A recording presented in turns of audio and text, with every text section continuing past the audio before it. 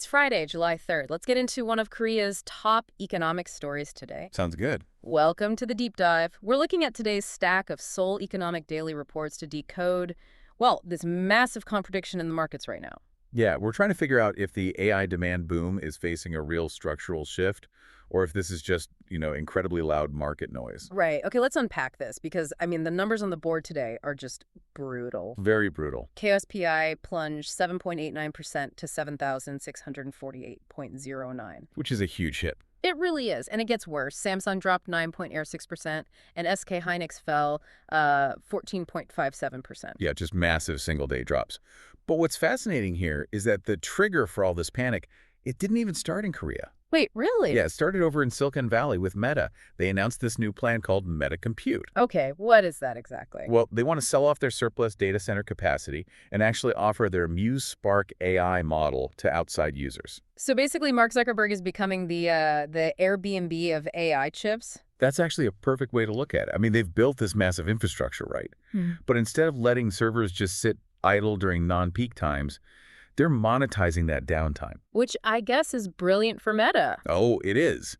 But it is terrifying for hardware suppliers. Right. Because Samsung and SK Hynix essentially monopolize the global HPM supply for NVIDIA GPUs. Ah, I see. Right? So if hyperscalers like Meta start sharing existing capacity rather than constantly buying new hardware, well, their capital expenditure plateaus, and that instantly threatens the order pipelines. Wait, I have to push back here. Okay, go ahead. Because the panic we were seeing, it just doesn't match the reality on the ground. It's like everyone is fleeing a burning building, but the owners are actively adding new floors. Right, the investments haven't stopped. Exactly. On the exact same day the KOSPI is plunging, Samsung announced a 140 trillion won investment. Which is huge. Yeah, that's roughly 100 billion US dollars going into new semiconductor and display plants in the Chungcheong-region. Yeah, you hit the nail on the head there. There is a total divergence right now between, daily stock market fear and long-term corporate conviction. Right. If we connect this to the bigger picture,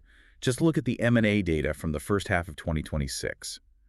Korea's M&A market surged 65.5%. Wow. To what? It hit 46.98 trillion won, so about 33.6 billion US dollars. Global private equity is aggressively buying into the AI supply chain. Like KKR putting, 870 million US dollars into Samsung SDS. Exactly.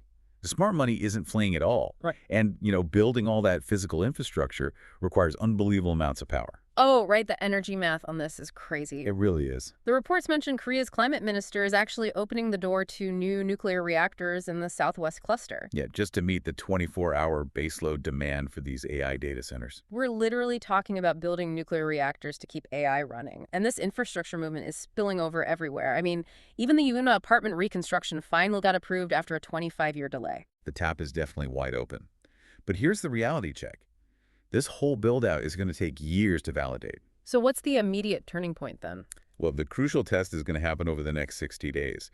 We need to see if Amazon, Microsoft, or Google actually adopt Meta's excess capacity model. If they do, then we have a real structural shift. Exactly. If they don't, then this whole sell-off was just market noise.